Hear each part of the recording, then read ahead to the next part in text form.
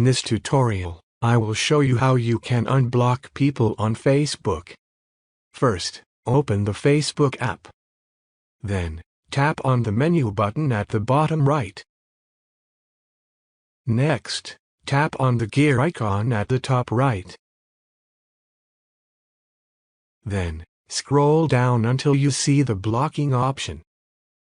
Now, tap on the blocking option. It will show you all the users and Facebook pages that you have blocked on Facebook. I haven't blocked any Facebook profiles, so my blocking list is empty.